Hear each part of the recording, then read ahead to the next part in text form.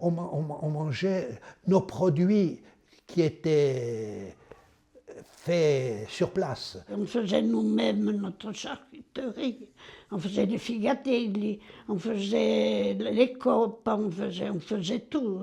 Il y avait des vaches, Il y avait beaucoup de poules, il y avait des cochons. il y avait des brebis, des moutons et il y avait des chèvres.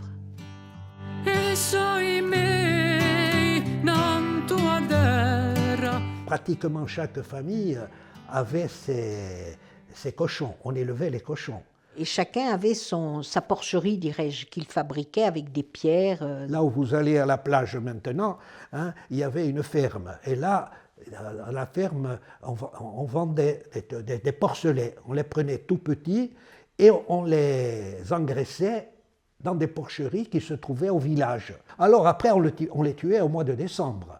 Et là, c'était pour nous une distraction d'aller voir chez les uns et chez les autres lorsqu'on tuait. Et là aussi, la cruauté, je ne te dis pas. Hein. La chose se faisait là-bas. Et moi, j'avais toujours une peur panique. Je ne pouvais pas entendre crier la bestiole.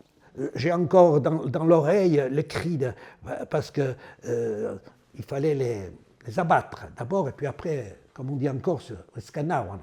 Je m'enfermais dans la pièce la plus au fond de la maison. Je fermais toutes les portes les unes derrière les autres pour ne pas entendre les cris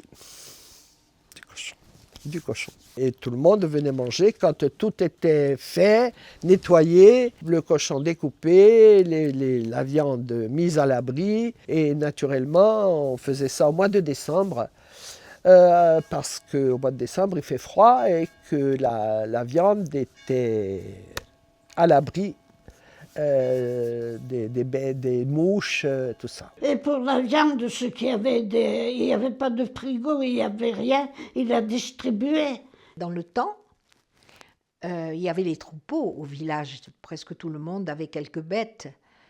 Et le soir, on ramenait au moins une chèvre à la maison qui vivait et qui ne partait pas dans les transhumances. Elle restait toute l'année au village. Et papa était chargé de ramasser toutes ces chèvres, parce qu'il y en avait une pratiquement dans chaque famille, si ce n'est pas deux. Et ce troupeau, il partait dans le maquis, il les gardait, et il les ramenait le soir pour la traite. Ce qui fait que les gens, le matin, avaient le lait pour les enfants, pour les vieux, pour les jeunes. Enfin, ils pouvaient avoir du lait tout le temps à la maison. Ah, il y avait les poulets, oui, il y avait les poulets et les œufs, puisque chaque famille avait son poulailler. Et le poulailler, à l'époque, il y avait beaucoup de coqs dans le village, et les coqs chantaient très tôt. Et ça ne dérangeait pas les personnes. Hein. Au contraire, on était content d'être réveillé par le chant du coq. Et donc, c'était tout des produits locaux. Hein. C'était vraiment du producteur au consommator.